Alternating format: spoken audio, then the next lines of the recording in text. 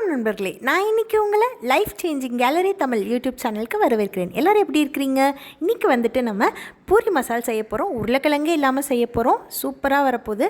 அதுக்கு ஃபஸ்ட்டு வந்துட்டு நம்ம இந்த மாதிரி கடலப்பருப்பை வந்துட்டு ஒரு சின்ன டம்ளரில் 3/4 டம்ளர் எடுத்து 10 நிமிஷம் ஊற வச்சுக்கலாம். அதுக்கப்புறம் வந்து இன்றைக்கி நம்ம உருளைக்கிழங்கு இல்லாமல் எந்த காயை வச்சு பூரி மசால் செய்ய போகிறோன்னா வெள்ளை பூசணிக்காய் வச்சு தான் பூரி மசால் செய்ய போகிறோம். கல்யாண பூசணிக்காய் இல்லை திருஷ்டி பூசணிக்காய் இப்படிலாம் சொல்லுவாங்கள்ல, அந்த பூசணிக்காய் வச்சு தான் இன்றைக்கி நம்ம சூப்பரான பூரி மசால் செய்ய போகிறோம். ஃபஸ்ட்டு வந்து வெள்ளை பூசணிக்காவை நல்லா கழுவிட்டு தோல் சீவி எடுத்துட்டு அதுக்கப்புறம் வந்து இந்த வெள்ளை பூசணிக்காவை நாளாக வந்துட்டு பொளந்து எடுத்துக்கோங்க. நாளாக பொளந்துட்டு அதுக்கப்புறம் வந்து அதை அப்படி மேல் பக்கமாக திருப்பி வச்சு குறுக்க வந்து நல்லா கோடு போட்ட மாதிரி ஆழமாக கோடு போட்டு கட் பண்ணிட்டு திரும்ப இந்த பக்கமும் கட் பண்ணிங்கன்னா பூசணிக்காவை ஈஸியாக கட் பண்ணிடலாம். இப்படி பிரித்து விட்டோம்னா சூப்பராக வந்துட்டு பூசணிக்காய் வந்து நமக்கு ஈஸியாக கட் ஆகிடும். இப்போது இந்த பூசணிக்காய் பார்த்திங்கன்னா நம்ம குக்கரில் வேக வச்சு எடுக்க போகிறோம். நல்லா மசிய வேகணும். அப்போ தான் நமக்கு பூரி மசால் கன்சிஸ்டன்சி கிடைக்கும். பொதுவாக அந்த உருளைக்கிழங்கு வச்சு பூரி மசால் செய்கிற அன்றைக்கெல்லாம் கேஸ் ட்ரபிளால் சில பேர் ரொம்ப கஷ்டப்படுவாங்க. அந்த மாதிரி இருக்கிறவங்களுக்கு இந்த காய் வச்சு செஞ்சு பாருங்கள், ரொம்ப டேஸ்ட்டாக இருக்கும். நான் இப்போ வந்து அந்த கடலப்பருப்பை நல்லா அலசி கழுவி எடுத்துகிட்டு பூசணிக்காவை குக்கரில் சேர்த்துட்டு 4 பச்சை மிளகாவை கீறி உள்ளே சேர்த்துட்டு இந்த காய் வேகிறதுக்கு தேவையாக சும்மா ஒரு 1/4 செம்பு தண்ணி வந்துட்டு உள்ளே சேர்த்துக்கிற போகிறேன். 1/4 செம்பு தண்ணி சேர்த்துட்டு அதுக்கப்புறம் இந்த காய்க்கு தேவையான உப்பை நான் இப்போவே போட்டுற போகிறேன். கொஞ்சமாக தேவையான கல்லுப்பு சேர்த்துட்டு இப்போ குக்கர் மூடி வச்சு நல்லா ஒரு 5 விசில் விட்டு எடுத்துகிட்டு காயை மசிச்சு எடுத்துக்கணும். தாளிப்புக்கு வந்துட்டு கொஞ்சமாக எண்ணெய் சேர்த்து கடுகு உளுந்தம்பருப்பு சேர்த்துட்டு கொஞ்சமாக வந்துட்டு சீரகம் சேர்த்துக்கணும்.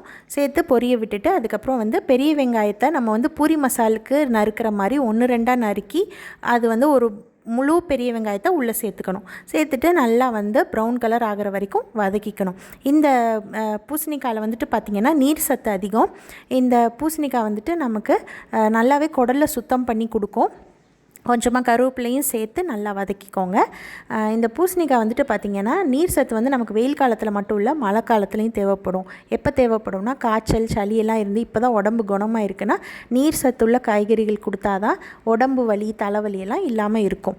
இப்போது பார்த்திங்கன்னா நமக்கு கொஞ்சமாக ஒரு 1/4 டீஸ்பூன் மஞ்சள் தூள் சேர்த்துக்கலாம். அப்புறம் ஒரு 1/4 டீஸ்பூன் வந்து பெருங்காயத்தூள் சேர்த்துக்கலாம். இதெல்லாம் சேர்த்து நல்லா கலந்து விட்டுக்கோங்க.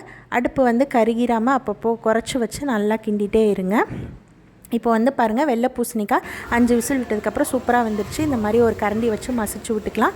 இப்போ வந்து இந்த தக்காளி வேகிறதுக்கு சும்மா ஒரு 1/4 டம்ளர் தண்ணி ஊற்றி நல்லா கொதிக்க விட்டுட்டேன். இப்போ இந்த வேக வச்ச மசித்த வெள்ளை பூசணிக்காவை உள்ளே சேர்த்து அப்படியே நல்லா வந்து ஒரு 5 நிமிஷம் கொதிக்க வச்சிங்கன்னா சூப்பரான வெள்ளை பூசணிக்காய் பூரி மசால் ரெடி ஆகிடுச்சு. இப்போ நீங்கள் இதை வந்து பூரியோட சூடாக சர்வ் பண்ணலாம். ரொம்பவே டேஸ்ட்டாக இருக்கும். ஒரு முறை ட்ரை பண்ணி பாருங்கள். ட்ரை பண்ணி பார்த்துட்டு எப்படி உங்களுக்கு ரெசிபி வந்ததுன்னு சொல்லி எனக்கு கமெண்ட் பாக்ஸில் தெரிவிங்க. பிடிச்சிருந்தா லைக் பண்ணுங்கள், ஷேர் பண்ணுங்கள், சப்ஸ்கிரைப் பண்ணுங்கள். நன்றி, வணக்கம்.